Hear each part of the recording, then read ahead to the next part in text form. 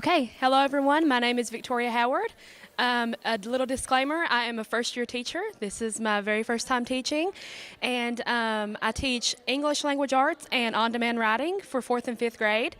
5th grade, just on-demand writing. So this year, I was really focused on getting our writing scores up, and one way that I wanted to do that is to sort of incorporate it with my reading curriculum because I do have so little time because I have split classes. I have about maybe 2 hours a day total with all the breaks to do 5th grade reading and on demand. So I wanted to combine those together. And after I did my research, I found that reading and writing are closely connected. So my problem of practice is that there was an overall lack of achievement in reading and writing in 5th grade. There was a lack of explicit teaching in just writing, and then there was a lack of student motivation. And we see that across the board in writing especially. And it has a huge impact on the problem. Writing and creating is a higher order thinking skill. It usually requires more effort, so you don't have as many students who are super into it. So my question that I've used to guide my practice was, what impact on reading performance will combining teaching essential writing skills with interactive, engaging writing lessons? The research that I completed found that nearly 63% of 4th graders, this year's 5th graders, are tested at or below basic reading levels. One often overlooked tool for improving student reading as well as their learning is writing. So the very first thing I wanted to do was try and implement something that would help alleviate this problem. And a big problem I faced was making my students get excited about writing.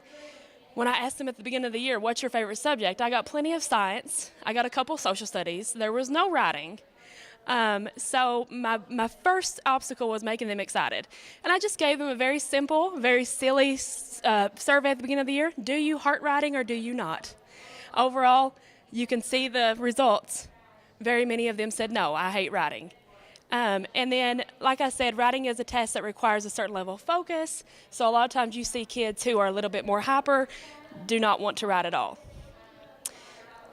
So while I was thinking of how I could make a change, I remembered a program that I'd used before in my summer camps and things like that. It was called Right Brain Books. And then I used my study to examine whether explicitly teaching writing skills using the Right Brain Books curriculum could enhance reading skills in my 5th grade English language arts class. Okay, so this project was carried out in 2 cycles. The first cycle involved students in groups of 4 to 5 students. They went through the whole book writing process together. And then the second cycle was they broke up into individuals and created their own book. That way they felt an ownership for their learning, but they also felt a sense of individuality. And I had to bring some of my older books that I've done because we haven't got our new ones in yet, but they are coming, and they're going to be ready for our end of the year celebration. So when you go through the Right Brain Book cycle, they send you soft books, they're softback, and they have no words, just pictures. So you'll get something like this, where you just have the pictures, but there's no words. You just see there's a spot for words. Then you have your kids go through. They come up with their characters. They come up with their setting. They come up with an overall idea of a plot. And then they follow throughout the writing process, and Right Brain gives a really good curriculum of activities that you can do with your students. It could last all year if you wanted it to. And they go through the whole writing cycle until they come up with a book that they've written, handwritten, and then they can move on to typing it on a computer. And I found that handwriting is especially important. We all want to take them to a computer and let them type, but the handwriting actually gets them to think more clearly. All right, so continuing on with that process, each group chose a wordless book, and then each book already has the illustrated pages by a professional artist, but there's no words included. The authors spend at least a class period just looking through the pages, no writing at all, and coming up with a story. Then the author spends about a week in the pre-writing process where they build their book in sections. So they come up with their characters, they come up with their overall idea of their plot, they figure out where they want it to be. So this takes about a week when they're doing the pre-writing. And then students conference with me, and this allows me to facilitate their learning without being overbearing and saying you should do this and you should do this. So we get in very small groups, we conference together, and this helps me answer any of their questions and to see where they're lacking. So it lets me monitor their progress. Students then began handwriting their stories inside their books, And then once their story is written in their blank books, they can have peer conferences together, which we use those a lot because they really like to read each other's stories and tell each other their ideas and their thoughts. And then they can begin typing their story into the Right Brain online platform. So once students have completed the peer conferencing and a final teacher conference, they can begin typing their book. They use the Right Brain book builder to type their stories into a preset space on the page. They write their own dedication, their own about me, and then they insert their picture at the end. And once this is completed, they're given a digital code that they can send to their family and friends. And they're also given the link to where you can go and buy their actual book. And it will be sent right to your home, and it's a fully published professional book.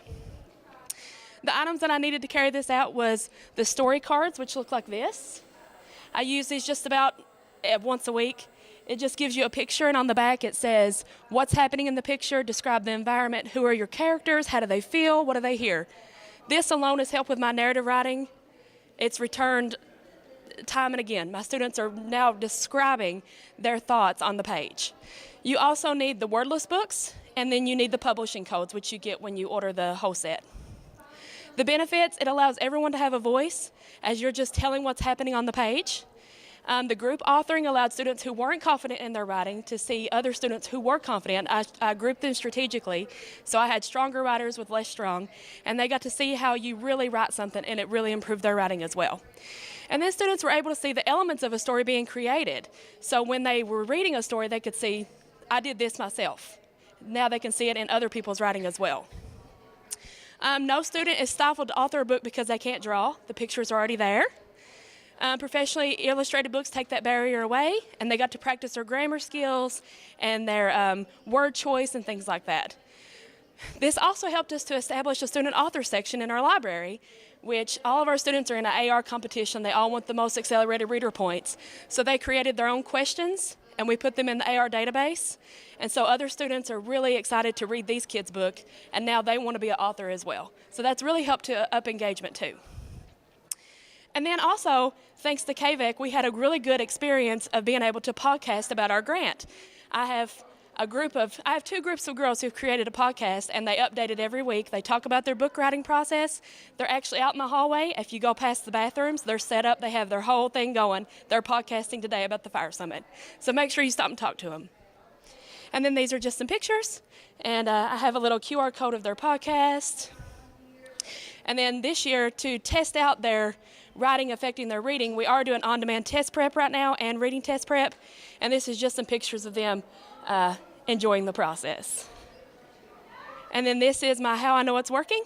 My 4th and 5th grade, their scores have gone up on map testing greatly this year. And I think it's because of that. And that's it.